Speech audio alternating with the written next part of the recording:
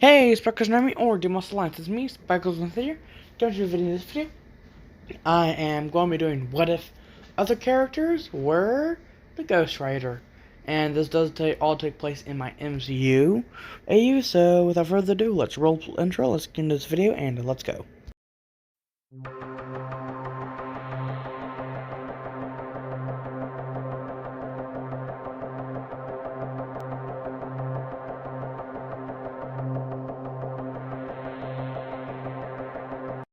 Like and subscribe if you enjoy this video. Well, okay. Let's just see. There's been a lot of Ghost Riders. Some people being better than others. Some being assassins, some actually defying my will. Well, Mephisto's will. I say my will because, how do you say? Let's just say, I'm a reincarnation of Zarthos, and I go by the name of Thos.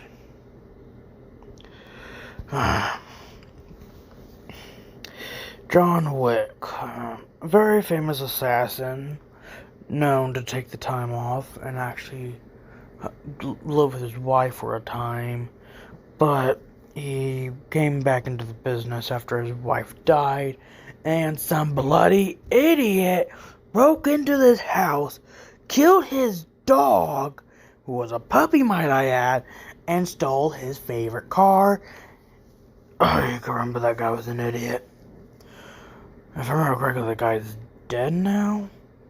But let's just say a lesser known fact about him is that his wife was actually alive for a little bit longer than most people think.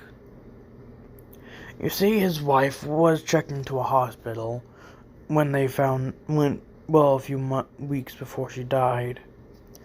And Mephisto appeared after he heard John Wick crying out. He made an agreement with John Wick that if he were to become his Ghost Rider, he would save his wife. John Wick wanted his wife to live, agreed to this. But, how do you say? He continued to be an assassin for a little bit longer, with his wife appearing to get better. But after around his 100th kill using the Ghost Rider powers, he realized that Mephisto was not fully holding up his end of the bargain. Mephisto was going to heal her, but he wanted Ghost Rider, aka John Wick at this time, to actually kill her. John Wick refused to do this, and Mephisto tried to control him. But, how do you say, Zarthos couldn't actually even be able to control John Wick because his will was too strong. And Mephisto saw that John Wick's will was too strong. So he decided to strip John Wick of his powers, allowing him to keep his soul. But his wife would actually die in 24 hours. And, well, she did. Now, let's just say that Mephisto used to be a relatively good guy before his ego started inflating even more and more, and pretty much became the incarnation of Lucifer for this universe anyways. Let's just say that he made a deal with two siblings to help them and allow them to take revenge on a demon that would actually... not really a demon, more of a demonoid. This guy was named Muzan Kabuski, I believe. This is a very old tale, and I am just able to keep up with every single Ghost Rider because of this bloody curse. Oh, this is annoying. And what I mean by curse is whenever I dream, I can literally see one of the past Ghost Riders in my dream. And they tell me everything about them, and I literally have a perfect memory. So I literally even remember my bloody dreams. Oh, this is annoying. Let's just say, though, that I found that these two siblings to actually be one of the few ones I actually could tolerate, actually kind of enjoy their company. Let's just say the one to actually fully embrace and actually learn to fully control the powers were one of the few people were actually these two. Muzan Kabuski, mostly known as Muzan, had actually turned them into lesser demonoids. Still really strong, but not as strong. But Mephisto appeared in front of the two and gave them an agreement that either A, he could bring back their parents and rest of their family, but they would have to be forever his Ghost Rider, or B, that they could become his Ghost Rider, or Riders in this case, as temporary until they killed Muzan Skabuski, because Muzan was getting on his last nerve. They agreed, even though it felt like, and they agreed that it was like making a deal with the actual devil. Little did I know it was actually more close to the truth than you could ever come. Let's just say Nezuko Kamado had actually learned to control her demon form when she becomes more muscular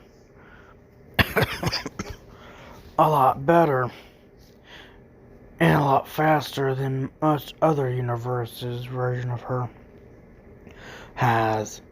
She doesn't really need her muzzle anymore. Well, didn't need it after a few months, that is.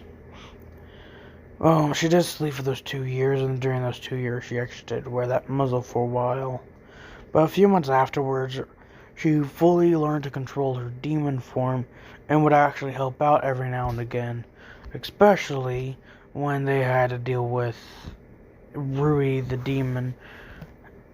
Nezuko had actually used her blood, had actually gotten out of the webbing after first activating the Ghost Rider powers. And Tanjiro had activated his Ghost Rider powers around the same time, while using her blood as she poured onto the blade while still tied up in the webs of Rui.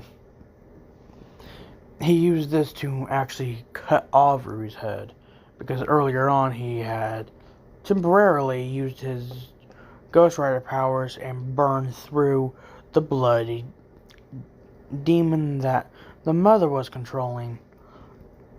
Let's just say that shocked Inosuke, who was very aggressive and saying that he should show him this power.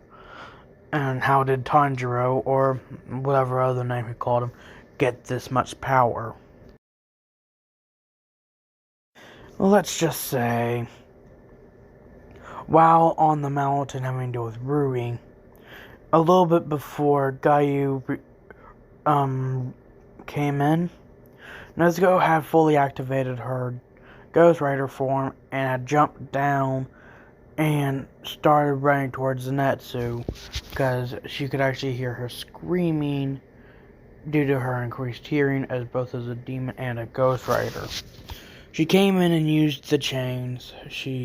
Well, not really chains, but mostly her fists, to actually bloody kill a bunch of demons that were actually getting in close to Zenitsu. He'd already killed the lesser demon, the more powerful demon that had turned them, turn these people, but there were still a bunch of lesser demons surrounding him.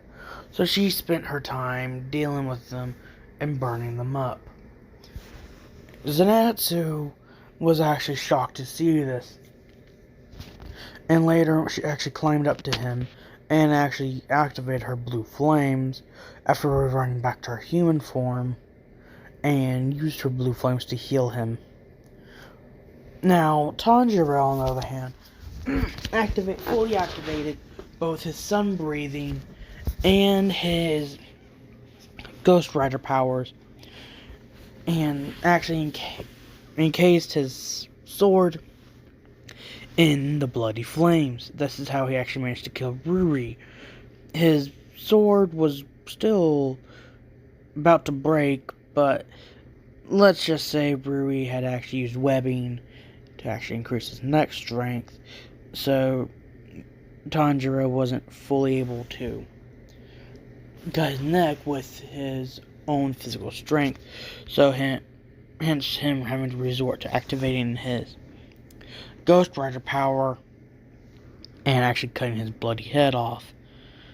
Fast forward to the point where both Tanjiro and Nezuko were at the meeting with the other, how do you say, Hizashiras. The Hizashiras were questioning them about how and why they have such powers. Tanjiro pointed out and said that they got the powers from a demon. The Hizashiras started yelling at them and saying, are you bloody demons? And the one Hizashira actually nearly killed Nezuko. But let's just say a demon had appeared, and it was actually Mephisto himself this time. He said that he was actually a demon, but he wouldn't spend his time with little life forms like them. And he pointed out and corrected them and said that the demons they were referring to were actually demonoids. Muzan Skibutsuki was just a very powerful demonoid. Still not as powerful as most other demons. Let's just say that most of the Hizashira actually reluctantly allowed them to use their powers. But once they heard that they were actually going to keep these powers until they could kill Muzan themselves, they actually fully allowed them to keep their powers and use them freely because they wanted to get rid of Muzan as much, if not more, than the Hizashiras did. Now, fast forward to around Muzan and Muzan's death and final fight. Tanjiro and Nezuko were fully activating both of their powers and fully unlocking the true potential of both Ghost Riders, although it was significantly weaker than the actual usual one Ghost Rider because you're splitting off two Ghost Riders' powers into two people. But every single Ghost Rider after this could always access their powers. Mostly the powers of a sunlight attack that could actually blind an opponent. It was actually a relatively powerful one and useful. And using this, Tanjiro activated his sun breathing while Nezuko kept Muzan in a corner. And finally, using both of their powers and Nezuko Blood Demon Art exploding blood to actually hurt Muzan, Tanjiro was actually fully able to slice and dice Muzan to smithereens. And, well, let's just say, after that, Mephisto appeared and said that their agreement was done and took their powers back, thus ending the tale of the two demon slayers, Tanjiro and Nezuko Kamado.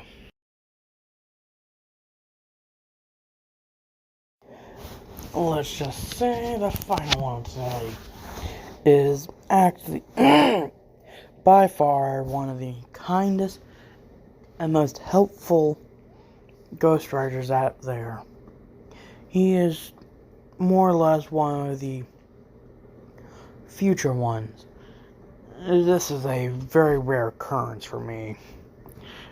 Like I said, I could see the past ghostwriters, but it is very rare for me to see the future ones. This one is known as Izuku Midoriya. He actually does gain a quirk called One for All in the future. Quirk being a superpower they were born with, and it could actually be mixed with other powers, unlike mutants' powers, which were, how do you say, something that most of them were born with. Quirks were activated around the age of 4. And unlike most mutants, their quirks weren't nearly as powerful as some mutants out there. Like maybe a fifth as powerful as some of the more powerful ones. Not even a fifth, like 0.1% power of the Phoenix Force. The quirks were just pretty weak compared to most mutants. But anyways, One for All was a rare case of a extremely powerful quirk that even some mutants saw that was a really powerful power. And let's just say Mephisto was looking for a person to try and corrupt to become a puppet. Because I managed to see some of his memories at this time. And let's just say, how do you say this? Mephisto actually had to butter up to this kid. You see, Izuku Midoriya was no slouch in the looks or physical department. So he finally managed to butter up to Izuku, and finally got to the point where he offered him the power to save people, but he had to kill some people. Izuku agreed to the powers to save people, but once he later read the contract, after feeling this temptation to kill, this was not really said to him. It was more or less written in a contract that he signed with his blood. He actually found a human version of Mephisto, someone that could actually contact him, and demanded an audience and to see the contract to him and Mephisto. Mephisto appeared, had the contract in hand, and Izuku grabbed it in his hand and burned it, saying that the contract was now null and void. Because he said in the fine print, although he did have to kill, he could always refuse it. And it said nothing about a subconscious making him try to kill someone. Let's just say Mephisto was not really happy. Did take the powers back, but because he couldn't really control this kid. But let's just say future users of One for All might be able to use this power. I'm afraid that's all the time I got for today's video, but I hope you all enjoyed it anyways. Until next time, subscribe today, join the Sparkle Stormy, or the Must Line. Goodbye, and peace out, everyone.